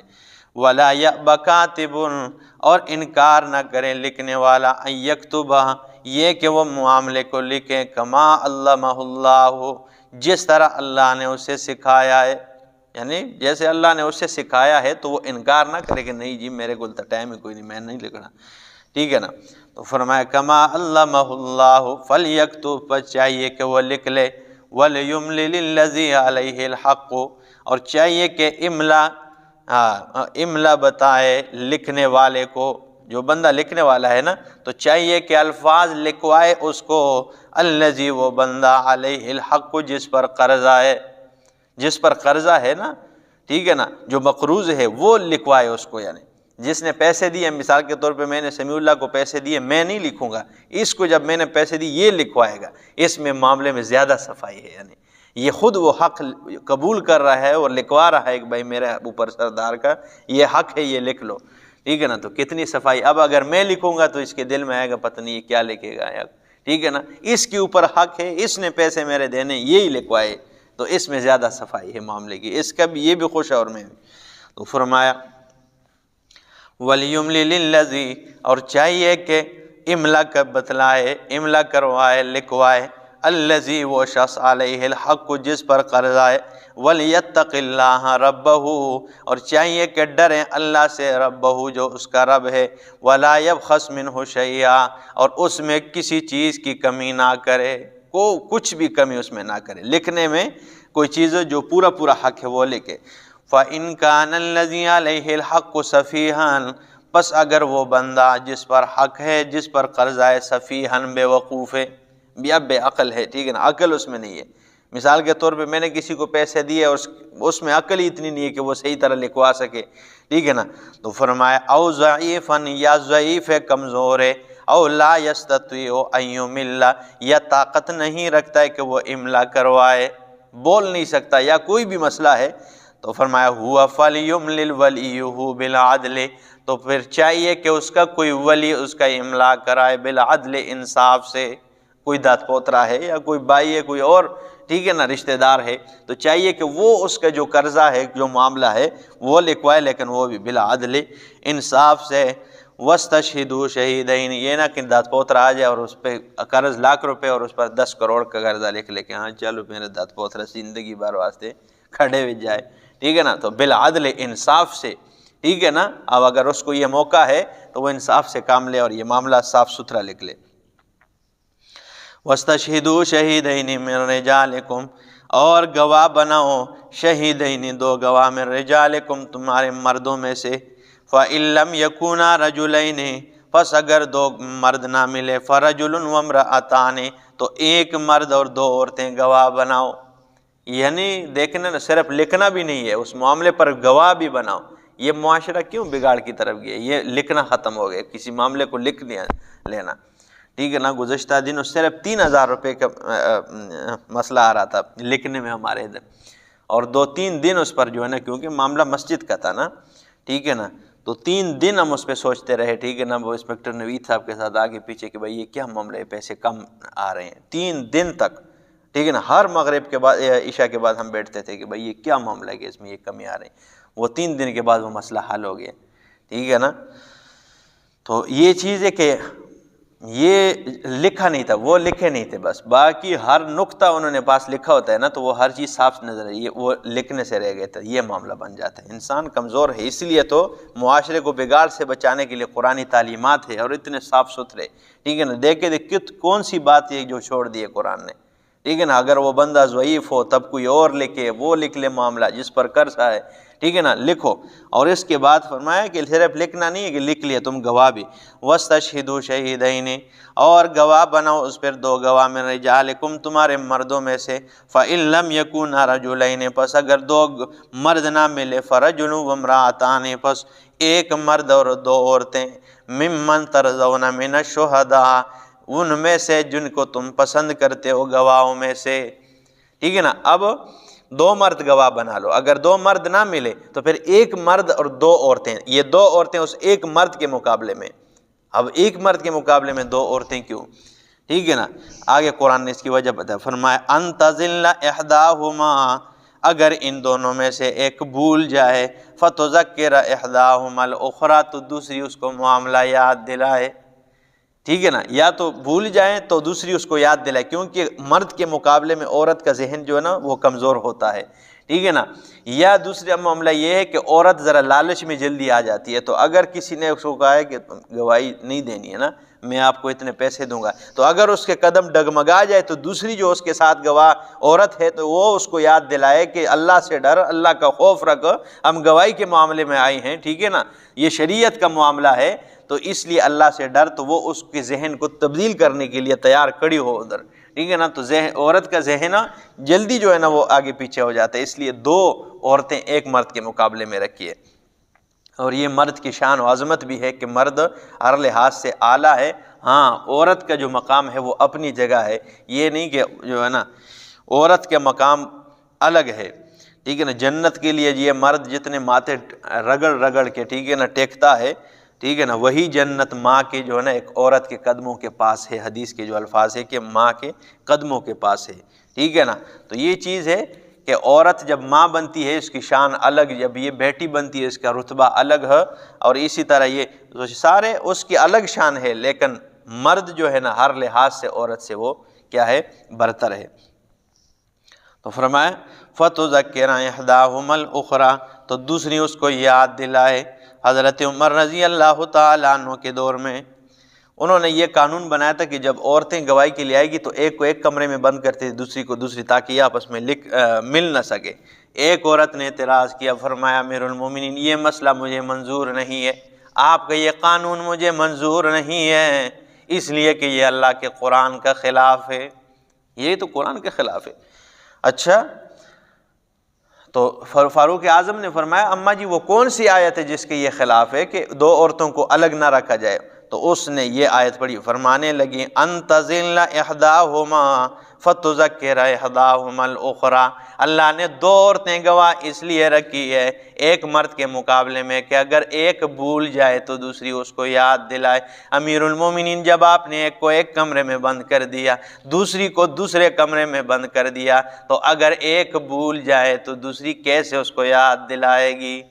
تو فاروق اعظم نے فرمایا آپ کی بات ٹھیک ہے، اور یہ میرا مسئلہ اور میرا قانون جو میں نے یہ ترتیب بنائی یہ غلط ہے، آج کے بعد یہ نہیں ہوگا. عورتیں جب بھی گواہی کے لیے آئے گی وہ مل کے رہے گی. ٹھیک ہے نا. تو انہوں نے کہا، وہ فوراً ماننے والے تھے، یہ نہیں کہ او ہو میں امیر المومنین، آج حکمران کو کوئی مشورہ دے نا اس طرح بندہ توبہ.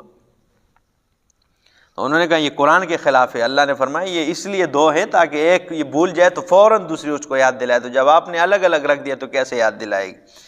وَلَا يَأْبَ الشُّهَدَاءُ، اور نہ انکار کرے گواہ، اذا ما دعوا، جب ان کو گواہی کے لیے بلایا جائے. دیکھیں یہ بات بھی نہیں چھوڑی کہ اگر کوئی گواہ تم نے مقرر کیا اور پھر ان کو کہو چلو جی ٹائم آ گیا ہوں گواہی نہ،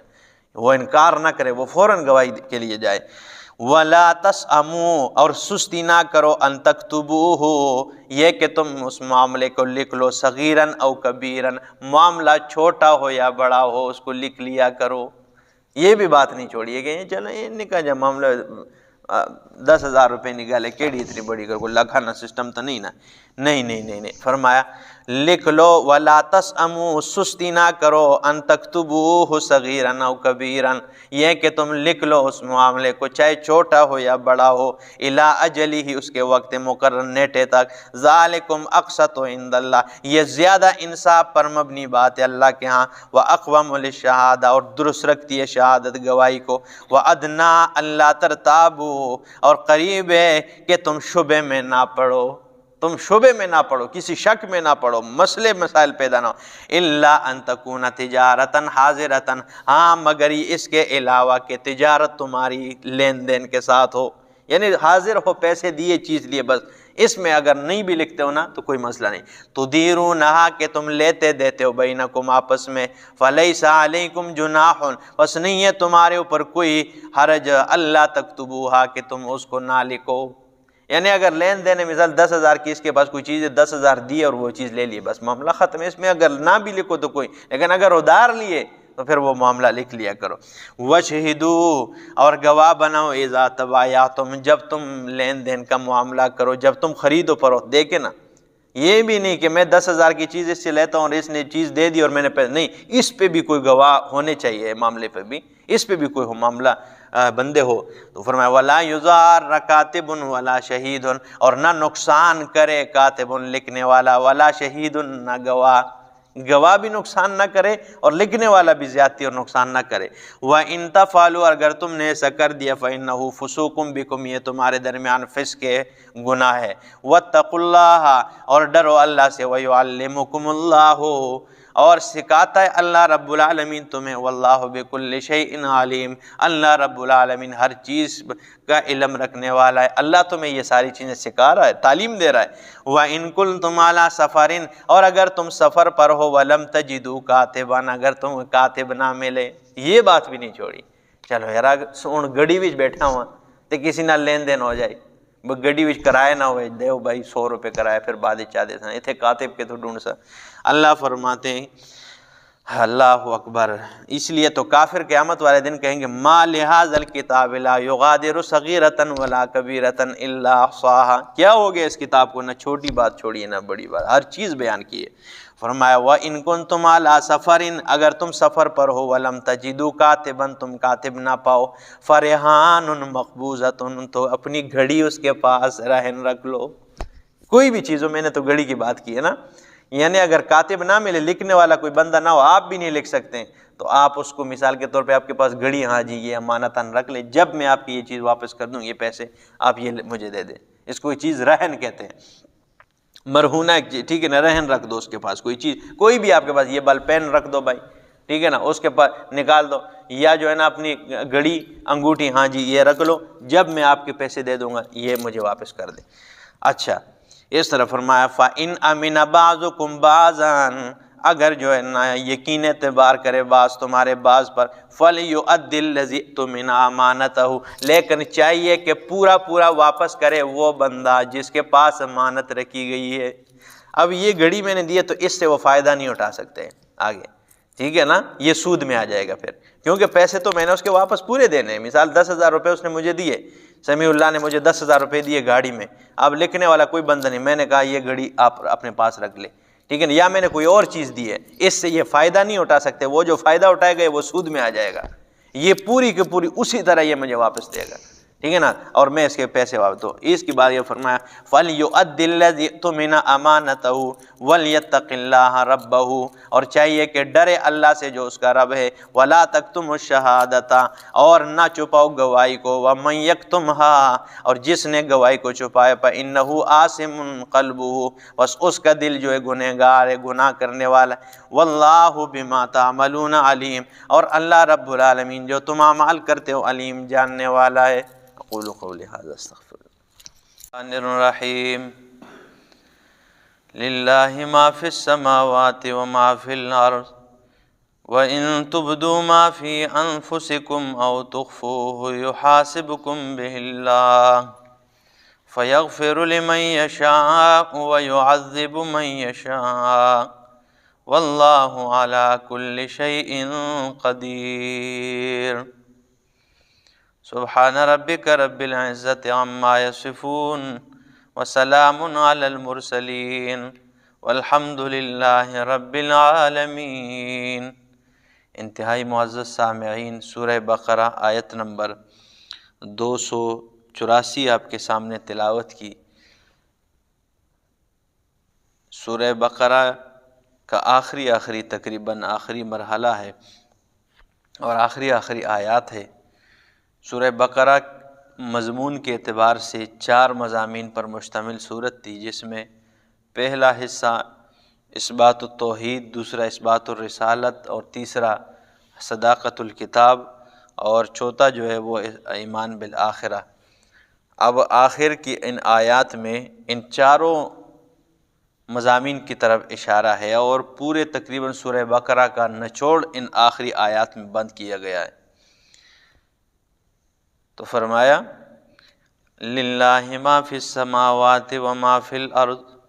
اللہ ہی کے لیے اختیار ہے ما فی السماوات و ما فی الارض، جو کچھ آسمانوں میں اور جو کچھ زمین میں، سب کے سب اللہ کے اختیار میں۔ وَإِن تُبْدُوا مَا فِي أَنفُسِكُمْ، اور وَإِن تُبْدُوا، اگر تم چھپاؤ گے ما فی انفسکم، وہ جو تمہارے دلوں میں، او تخفوہ، اگر تم ظاہر کرو گے جو تمہارے دلوں میں، او تخفوہ، یا تم اسے چھپاؤ گے، یحاسبکم بہ اللہ، اللہ اس کے ذریعے تمہارا حساب کرے گا۔ تم چھپاؤ یا نہ چھپاؤ، ٹھیک ہے نا، ظاہر کرو جو تمہارے دل میں جو کچھ ہے، اللہ اس کے ذریعے تمہارا حساب کرے گا۔ فَيَغْفِرُ لِمَن يَشَاءُ وَيُعَذِّبُ مَن يَشَاءُ، بس وہ بخشے گا، مغفرت کرے گا جسے چاہے گا، وَيُعَذِّبُ مَن يَشَاءُ، اور عذاب دے گا جسے چاہے گا۔ وَاللَّهُ عَلَى كُلِّ شَيْءٍ قَدِيرٌ، اللہ رب العالمین ہر چیز پر قدرت رکھنے والا ہے۔ جب یہ آیت نازل ہوئی تو صحابہ کرام آ کے کہتے ہیں یا رسول اللہ، یہ آیت ہم پہ بڑی گراں گزرتی ہے، بڑی گراں، یہ آیت بڑی مشکل لگی ہے کہ دل میں جو گناہ کا خیال آ جائے اس پہ تو ہمارا اختیار کوئی نہیں، دل میں کوئی بات آ جائے اس پہ بھی مواخذہ، ٹھیک ہے نا، یہ تو بڑی گراں بات ہے، ٹھیک ہے نا، بڑی مشکل بات، دل میں تو کچھ بھی خیال آ سکتا ہے، ٹھیک ہے نا۔ تو جب صحابہ کرام نے یہ بات کی تو اللہ کے رسول نے اب جواب نہیں دیا، اللہ نے آسمان سے جواب دینے میں فیل کر دیا، فرمایا تھوڑی ایک دو آیتیں آگے فرمایا لا یکلف اللہ نفسا الا وسعها، اللہ کسی نفس کو مکلف نہیں بناتا مگر جتنی اس کی طاقت ہوتی ہے، جتنی اس کی طاقت ہوتی ہے، ٹھیک ہے نا، لہا ما کسبت وعلیہا ما اکتسبت، تو یہ آیت پھر اتر گئی۔ تو صحابہ کرام پھر خوش ہوئے کہ دل میں تو کچھ بھی خیال آ سکتا ہے، ٹھیک ہے نا، یہ تو ہمارے اختیار میں نہیں ہے۔ اللہ جناب رسول اللہ صلی اللہ تعالیٰ علیہ وسلم نے فرمایا میرے اللہ، میں نے اپنی ازواج میں انصاف کر دیا ہے، سب کے ساتھ میں نے انصاف والا معاملہ کر دیا ہے، لیکن میرا دلی میلان عائشہ کی طرف زیادہ ہے، اس میں میرا مواخذہ نہ کرنا، یہ میرے اختیار میں نہیں ہے، دلی جو میلان ہے وہ زیادہ ہے۔ اس لیے جب حضرت ام المومنین حضرت سودا بنت زمعہ رضی اللہ تعالیٰ عنہ، وہ جب بوڑھی تھی بہت زیادہ، ٹھیک ہے نا، یہ دوسرے نمبر پہ نکاح کیا تھا ان کے ساتھ اللہ کے رسول نے، حضرت سودا کے ساتھ، یہ بہت بوڑھی تھی، تو ان کو ڈر لاحق ہوا کہ اللہ کے رسول نے اور نکاح کر دیا آگے، تیسرے نمبر پہ حضرت عائشہ سے نکاح ہوا، چوتھے پہ حضرت حفصہ سے ہوا، تو ان کو ڈر لاحق ہوا کہ میں تو بوڑھی ہوں، کہیں ایسا نہ ہو نبی علیہ السلام مجھے طلاق نہ دے دے، تو انہوں نے کہا یا رسول اللہ مجھے زوجیت کی کوئی ضرورت نہیں خاوند کی، بس مجھے طلاق نہیں دینا، میری چاہت یہ کہ قیامت والے دن مجھے ازواج مطہرات کے صف میں اٹھایا جائے۔ اب اور انہوں نے کہا میں جو اپنی باری ہے، نبی علیہ السلام باری تقسیم کیے ہوئے تھے نا، ایک بیوی کے پاس دوسری بیوی، انہوں نے کہا میں اپنی باری حضرت ام المومنین عائشہ کو دیتی ہوں، اور اس کے بعد انہوں نے وصیت کی کہ میرے مرنے کے بعد میرا حجرہ بھی حضرت ام المومنین عائشہ کو دیا جائے۔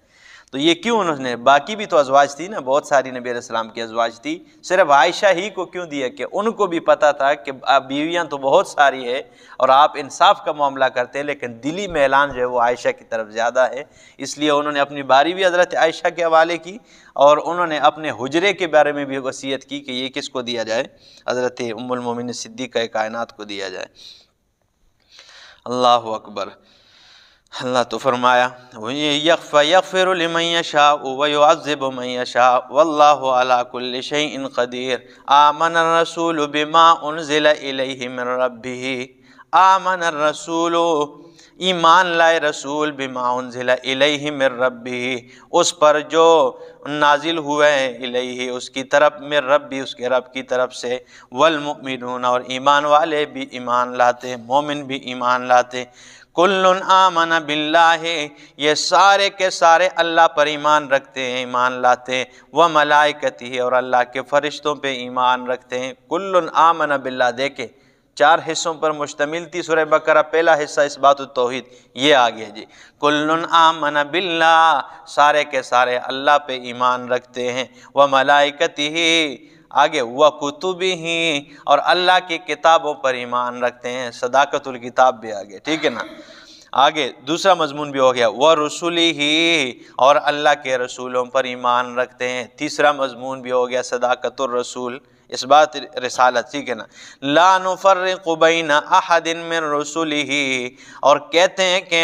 ہم تفریق نہیں ڈالتے ہیں انبیاء کے درمیان رسولوں کے درمیان تفریق نہیں ڈالتے ہیں یعنی ہم ہر نبی کو مانتے ہیں ہر رسول کو مانتے ہیں لیکن امام الانبیاء کی شان سب سے زیادہ ہے سب سے زیادہ یہ نہیں کہ ایک نبی کی شان بیان کرتے ہیں دوسرے کی تقصیر کرتے ہیں نہیں ہم افضل و تفضیل کے قائل ہیں لیکن تقصیر کے قائل نہیں ہیں ٹھیک ہے نا کہ کسی نبی کو نہ مانے یا اس کی عظمت کو گھٹایا جائے یا کوئی ٹھیک ہے نا لیکن اس میں شک نہیں کہ سب سے اونچی شان امام الانبیاء صلی اللہ علیہ وسلم کی ہے تو فرمایا لا نفرق بین احد من رسولہ اور سب کہتے ہیں کہ ہم رسولوں کے درمیان کوئی تفریق نہیں ڈالتے وقالوا اور کہتے ہیں سمعنا واطعنا ہم نے سن لیا ہے واطعنا اور ہم نے اطاعت کر لی ہے غفرانک اے اللہ ہم تیری بخشش طلب کرتے ہیں ربنا اے ہمارے ربا وَإِلَيْكَ الْمَصِيرُ اے اللہ تیری طرف ہی لوٹ کر آنا ہے تو ایمان بالآخرت بھی ہو گئے چاروں مضمون پورے ہو گئے ایک آیت کے اندر ٹھیک ہے نا لا یکلف اللہ نفسا الا وسعها لا یکلف اللہ نفسا الا وسعها اللہ کسی نفس کو مکلف نہیں بناتا الا وسعها مگر اس کی طاقت کے مطابق لہا ما کسبت وعلیہا ما اکتسبت لہا ما کسبت اس کے لیے وہی اجر ہوگا ما کسبت جو اس نے کمایا ہے وعلیہا اور اس پر وبال اسی کا ہوگا مکتسبت جو اس نے گناہ کیے ہوئے ہیں جتنے گناہ کیے ہیں اسی کا وبال اس پہ ہوگا ربنا اے ہمارے ربا لا تؤاخذنا ہمیں نہ پکڑنا ان نسینا اگر ہم بھول جائے او اخطأنا یا ہم سے کوئی خطا ہو جائے ہم بھول جائیں یا کوئی خطا سرزد ہو جائے ہمارا مواخذہ نہ کرنا ربنا اے ہمارے ربا ولا تحمل علینا اسرا ہمارے اوپر وہ بوجھ نہ رکھنا کما حملتہ علی الذین من قبلنا جس طرح ہم سے پہلے لوگوں پر تو نے بوجھ رکھ دیا ٹھیک ہے نا وہ کوئی کپڑا گندا ہو جاتا ٹھیک ہے نا وہ کاٹ دیا کرتے تھے دھونے کے ساتھ وہ کام نہیں چلتا تھا ٹھیک ہے نا اور محض اپنی عبادت گاہوں میں عبادت کر سکتے تھے اس کے علاوہ نہیں کر سکتے تھے ہمارے لیے تو باہر ادھر خبل پہ بھی ٹھیک ہے نا رومال بچھا دو اور نماز پڑھ لو ٹھیک ہے نا روڈ کے کنارے گاڑی کھڑی کر کے موٹر سائیکل کھڑی کر کے رومال بچھاؤ اور نماز پڑھ لو نبی علیہ السلام نے فرمایا یہ میرے خصوصیات میں سے ہے باقی انبیاء میں چیزوں میں مجھے فضیلت دی گئی ایک یہ کہ جو علت لی الارض کلھا مسجدا وطہورا کہ اللہ نے ساری زمین کو میرے لیے کیا بنا دی ہے پاک اور مسجد بنا دی سجدہ گاہ بنا دی تو کسی بھی جگہ ہم سجدہ کر سکتے ہیں ہماری عبادت قبول ہو جائے گی لیکن وہاں صرف عبادت خانوں تک عبادت محدود رہتی تھی اس کے علاوہ نہیں ہوتی تھی ٹھیک ہے نا اور کپڑا ہمارا گندا ہو جائے میلا ہو جائے تو ہم پانی لگا کر صابن کے ساتھ دھو کے صاف کر لیتے وہ کاٹ دیا کرتے تھے اگر ہمارے اوپر ہی مشکلات ہوتی تو کیا حالت ہوتی ٹھیک ہے نا تو اس لیے کیا کہتے ہیں ربنا اے ہمارے ربا ولا تحمل علینا اسرا ہمارے اوپر وہ بوجھ نہ رکھنا کما حملتہ علی الذین من قبلنا جس طرح تو نے ہم سے پہلے لوگوں پر بوجھ رکھا ربنا اے ہمارے ربا ولا تحملنا اور ہمیں جو ہے ہمارے اوپر بوجھ نہ رکھنا ما وہ لا طاقت لنا بھی جس کے اٹھانے کی ہمارے اندر طاقت کوئی نہیں وہ بوجھ نہ رکھنا جس کے اٹھانے کی طاقت ہی ہمارے اندر نہیں واعف عنا اور اللہ ہمیں بخش دے ہمیں معاف کر دے واغفر لنا اے اللہ ہم پہ پردہ ڈال دے یہ اغفر لنا کا اکثر مفسرین یہاں پہ معنی کیا ہے وستر، ٹھیک ہے نا، ہم پہ اللہ پردہ ڈال دے، یہ نہ ہو کہ ساری کائنات کے سامنے ہی ہمارا حساب ہو جائے، ٹھیک ہے۔ وہ اقبال نے کیا کہا ہے، الہی تو غنی از ہر دو عالم من فقیر، الہی تو غنی از ہر دو عالم من فقیر، روز محشر عذر ہائے من پذیر، گر تمی بینی حسابم ناگزیر، از نگاہیں مصطفیٰ پنہا بگیر، الہی تو غنی از ہر دو عالم من فقیر، اے اللہ تو ہی غنی ہے، تو بادشاہ ہے، میں فقیر ہوں، روز محشر عذر ہائے من پذیر، محشر کے دن میرے عذر کو قبول کر دینا، گر تمہیں بینی حسابم ناگزیر، اے اللہ اگر تو نے میرے ساتھ حساب ناگزیر کرنا ہے، اگر میرا حساب برا ہونا ہے، از نگاہیں مصطفیٰ پنہا بگیر، اتنا کرنا اللہ کے نبی علیہ السلام کی نظروں سے اوجھل ہو کے حساب لینا ہے۔ وہ کہیں گے میرے امتی کیا گھل کے لا کے آئے، ٹھیک ہے نا، کم از کم میرے نبی سے تو ان کی نظروں سے اوجھل ہو کے ہمارا حساب لینا ہے۔ تو فرمایا واعف عنا، ہمیں معاف کر دے، ہمیں بخش دے، واغفر لنا، ہم پہ پردہ ڈال دے، ورحمنا، اور ہمارے اوپر رحم کر دے، انت مولانا فانصرنا، تو ہی ہمارا کارساز ہے، فانصرنا، ہماری مدد فرما دے، علی القوم الکافرین، کافر قوم کے اوپر۔ اقول قولی ھذا استغفر اللہ لی ولکم ولسائر۔ اللہ کے پاک پیغمبر نے فرمایا یہ دو آیتیں ہیں کہ جو بھی رات کو سونے سے پہلے یہ آیتیں پڑھے گا، اللہ کے رسول نے فرمایا کفتاہ، یہ دو آیتیں اس کے لیے کافی ہو جائیں گے۔ سونے سے پہلے یہ آخری سورہ بقرہ کی بہت عظمت والی آیت ہے، بہت عظمت، یہ اس کے لیے کافی ہو جائیں گے۔ اللہ کے پاک پیغمبر صلی اللہ تعالیٰ علیہ وسلم نے فرمایا اس لیے اوتیتہما من کنز بیت تحت العرش، یہ اللہ کے عرش کے نیچے کے خزانے سے اللہ نے مجھے عطا کیے، اللہ کے عرش کے نیچے جو خزانہ ہے اس سے یہ دو آیتیں اللہ نے مجھے عطا کی۔ ایک دن جبریل علیہ السلام اللہ کے نبی کے پاس بیٹھے ہوئے، جبریل آئے اور اللہ کے رسول کے پاس بیٹھے ہوئے، اور آسمان کا ایک دروازہ کھلنے لگا، آواز آنے لگی، جبریل نے اوپر دیکھا، اللہ کے نبی نے بھی دیکھا، جبریل نے کہا یا رسول اللہ آج سے پہلے کبھی بھی آسمان کا یہ دروازہ نہیں کھلا ہے، یہ جو آج کھلا ہے، اللہ خیر کرے کیا مسئلہ ہے، یہ دروازہ آج سے پہلے کبھی نہیں کھلا۔ جب وہ دروازہ کھل گیا دو فرشتے نیچے کی طرف آنے لگے، جبریل نے کہا یا رسول اللہ اللہ کی قسم ہے آج سے پہلے یہ والے فرشتے زمین کی طرف نہیں آئے، پتہ نہیں کیا مسئلہ ہے، ٹھیک ہے نا، یہ نہ یہ دروازہ آج سے پہلے کھلا ہے، نہ یہ دو فرشتے زمین کی طرف آئے، پہلی بار ایسا ہوا۔ وہ فرشتے آ کے جبریل امین سے کہنے لگے ہیں کہ ابشر بنورین، خوشخبری سنا دو نبی علیہ السلام کو دو نور کی، اوتیتہما، جو دو نور تمہیں دیے جا رہے ہیں، ایک نور سورۃ فاتحہ ہے اور دوسرا نور سورہ بقرہ کی آخری دو آیتیں۔ تو وہ دو فرشتے یہ دو نور لے کے آئے، ایک سورہ فاتحہ اور ایک سورہ بقرہ کی یہ آخری آمن الرسول سے لے کر آخر تک، ٹھیک ہے نا، فانصرنا علی القوم الکافرین، بڑی عظمت والی اللہ کے رسول نے فرمایا جو رات کو سونے سے پہلے ایک بار پڑھے گا تو کفتاہ، یہ کفتاہ جو لفظ ہے اتنا جامع لفظ اللہ کے رسول نے استعمال کیا ہے کہ آگے علماء نے اس کے ساتھ لگائے کفتاہ من کل شر، یہ اس کے لیے ہر شر سے بچنے کے لیے کافی ہو جائے گا، کفتاہ من عذاب النار، اس کے لیے آگ کے عذاب سے، جہنم کے عذاب سے کافی ہو جائے گا بچنے کے لیے، کفتاہ کے ساتھ کچھ بھی لگ سکتا ہے، اس لیے آپ نے ایسا جامع لفظ استعمال کیا، فرمایا جو ایک بار پڑھے گا سونے سے پہلے کفتاہ ہو تو یہ اس کے لیے کیا ہو جائیں گے، کافی ہو جائیں گے۔ اسی کے ساتھ ساتھ سورہ بقرہ اختتام پذیر ہوئی، آگے انشاءاللہ درس میں سورہ آل عمران شروع کریں گے۔ اللہ